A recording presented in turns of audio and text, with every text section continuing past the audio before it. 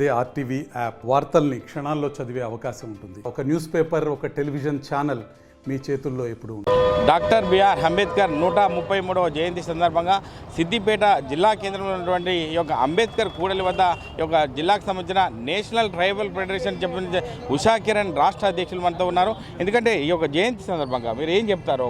ఒక సామాజిక వర్గానికి సంబంధించిన వారుగా మీరు ఏం చెప్తారు? నమస్తే అండి.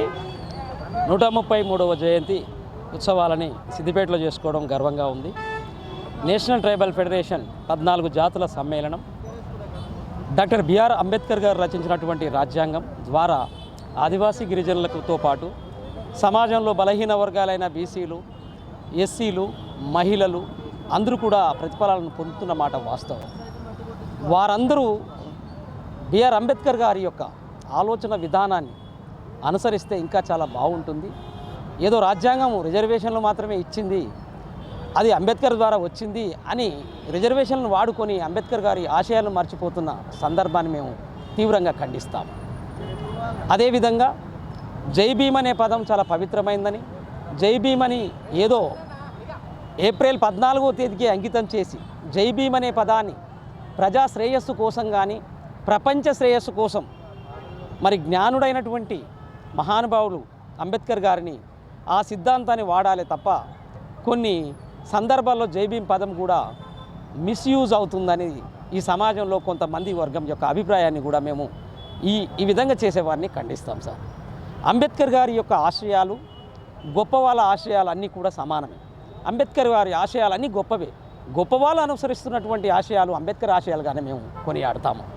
మరి ఈ వసుదైక కుటుంబమైన భారతదేశంలో విభిన్న మతాలు, విభిన్న ప్రాంతాలు, విభిన్న భాషలు, విభిన్న సంస్కృతులు, విభిన్న జీవన పరిస్థితులు ఉన్నటువంటి ఈ దేశము మరి భిన్నత్వంలో ఏకత్వంగా కనిపించడానికి ఇలా ప్రపంచంలో ప్రసిద్ధి చెందిన ఈ భారత రాజ్యాంగం యొక్క గొప్పతనము డాక్టర్ బిఆర్ అంబేద్కర్ గారు చేసిన కృషి వల్ల, ఆయన పెట్టిన భిక్ష ప్రసాదం వలనే ఈ భారతదేశ ప్రజలు మరి ఒక లౌకిక స్థాపనతో కూడిన జీవన విధానాన్ని ఎంజాయ్ చేస్తున్నారని మేము ఈ విషయంగా తెలియజేస్తున్నాము. అంటే జయంతి వర్ధంతి ఉత్సవాల సందర్భంగానే ఒక అంబేద్కర్ గారిని గుర్తు చేసుకుంటారు తప్ప మిగతా రోజుల్లో గుర్తు చేసుకోవడం లేదు.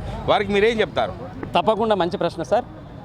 జయంతి ఉత్సవాలు, వర్ధంతి ఉత్సవాలు చేయడం మంచిదే అయినప్పటికీ ఈ 2 రోజులనే గుర్తు చేసుకోవడం అనేది తప్పు. అంబేద్కర్ ఆశయము ఒక మనిషి యొక్క జీవన విధానంతో ముడిపడి ఉంటుంది. ఒక మనిషి యొక్క వాక్ చాతుర్యం మీద ఆధారపడి ఉంటుంది. మాట్లాడితే మనిషి యొక్క చదివిన పుస్తకాల విలువ తెలుస్తుందంటారు. అంబేద్కర్ గారి యొక్క రచనలు అన్ని పుస్తక రూపంలో ప్రధానంగా భారతదేశం మూల శాసనమైన రాజ్యాంగం ప్రతిబింబిస్తుంటుంది.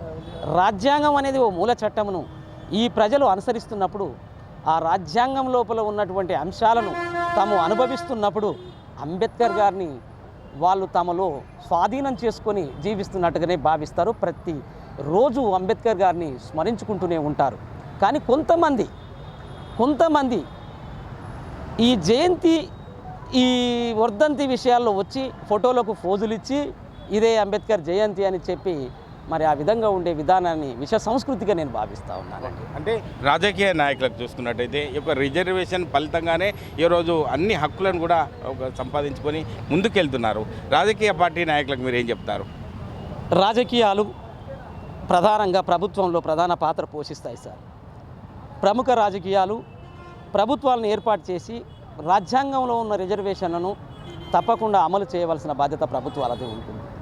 మరి నేటి సమాజంలో రాజకీయ లబ్ధి కోసం అంబేద్కర్ ఆశయాలను వాడుకొని పదవిలోకి వచ్చిన ప్రభుత్వాలు ఏర్పాటు చేసిన తర్వాత వారి ఆశయాలను వదిలివేస్తే అది తీవ్రమైన పరిణామంగా మేము భావిస్తాం. అదేవిధంగా రాజ్యాంగంలోని రాజ్యాంగ రక్షణలు ఏవైతే ప్రాథమిక హక్కుల దగ్గర నుంచి ఆదివాసీలకే కాదు, మహిళలకు, బలహీన వర్గాలైన బీసీలకు, ఎస్సీ సామాజిక వర్గాలకు అందరికీ రక్షణలు ఉన్నాయి. వాటిని ప్రభుత్వాలు చక్కగా ఆచరిస్తే ప్రభుత్వాలకు కూడా మేము రుణపడి ఉండి ఈ సమాజం యొక్క శ్రేయస్సుకు ప్రభుత్వం తోడ్పడిందని మేము తప్పకుండా గొప్పగానే గుర్తిస్తాం. అంటే ట్రైబల్ విద్యార్థులు ఇప్పటి వరకు అన్ని ఫలాలను కూడా అందిపుచ్చుకోవడం లేదని చెప్పి ఒక సమాచారం ఉంది. ఆ విషయంలో ఒక అధ్యక్షునిగా, రాష్ట్ర అధ్యక్షునిగా మీరు ఏం చెప్తారు మీ విద్యార్థులకు? ఈ దేశంలో ఆదివాసీ గిరిజనులది ప్రత్యేకమైన జీవన విధానం, సంస్కృతి అండి. నాగరిక సమాజానికి దూరంగా ఉంటూ ఈ భారతదేశం యొక్క ఆనవాలను ఒక సంస్కృతి రూపంలో మోసుకెళ్తున్నది ఆదివాసీ గిరిజన ప్రజలు. అలాంటి గిరి వన పుర పుత్రులుగా వారు రాజ్యాంగంలోని ఆ రక్షణ హక్కులు కానీ రిజర్వేషన్ ఫలాలు కానీ పూర్తిగా అందుకున్నారని మేము భావించడం లేదు. ఒక దశలో వారి సంస్కృతి మాకు ఇవి అవసరం లేదు అన్నట్టుగా ఇటు ఆదివాసీలలోనూ అందించకపోయినా చెల్లుబాటు అవుతుంది అని ప్రభుత్వాలలోనూ రెండు ఉన్నమాట వాస్తవం. మరి మేము అడుగుతున్నాం ఈ ప్రభుత్వాలను, కేంద్ర రాష్ట్ర ప్రభుత్వాలను, ఆదివాసీలకు ముందుగా ఖచ్చితంగా విద్యను అందించండి. మేము అడిగేది ఒకటే, విద్యను అందిస్తే నెల్సన్ మండేలా గారు అన్నట్టు ఒక విద్యనే ఈ ప్రపంచాన్ని జయించడానికి పదునైన ఆయుధం కదా, విద్యను అందించాలి. ఆ రిజర్వేషన్ ప్రతిఫలాలు ఖచ్చితంగా ప్రతి చివరి గిరిజన ఆదివాసీ బిడ్డకు అందాలి. మరి ఆ విధంగా కృషి చేస్తే ప్రభుత్వాలను మేము తప్పకుండా డిమాండ్ల రూపంలో, కోరికల రూపంలో, వినతి పత్రాల రూపంలో అందించి మా చివరి బిడ్డకు అందే విధంగా మేము ప్రయత్నం చేస్తూ ఉంటాం సార్. అంటే వర్ధంతి జయంతి వేడుకల్లో ఫోటోలకు పోజులు ఇచ్చుకుంటూ ముందుకెళ్తున్నారు తప్ప ఒక అంబేద్కర్ ఆశయాలకు తూర్పు పోటీ వారిని ఎప్పుడు కూడా మేము దగ్గరికి తీయం. భవిష్యత్ తరానికి మేము స్ఫూర్తిగా ఉంటూ అంబేద్కర్ ఆశయాలను ముందుకు తీసుకెళ్తామని చెప్పి ఒక రాష్ట్ర అధ్యక్షులు ఉషా కిరణ్ చెప్తున్నారు. కెమెరామెన్ ఎల్లూరుతో మహేష్, RTV, ఉమ్మడి మెదక్ జిల్లా. మరిన్ని వీడియోస్ కోసం ఛానల్ ని సబ్స్క్రైబ్ చేయండి. లేటెస్ట్ అప్డేట్స్ కోసం వాట్సాప్ ఛానల్ ని ఫాలో చేయండి. అండ్ లింక్ డిస్క్రిప్షన్ లో ఉంది.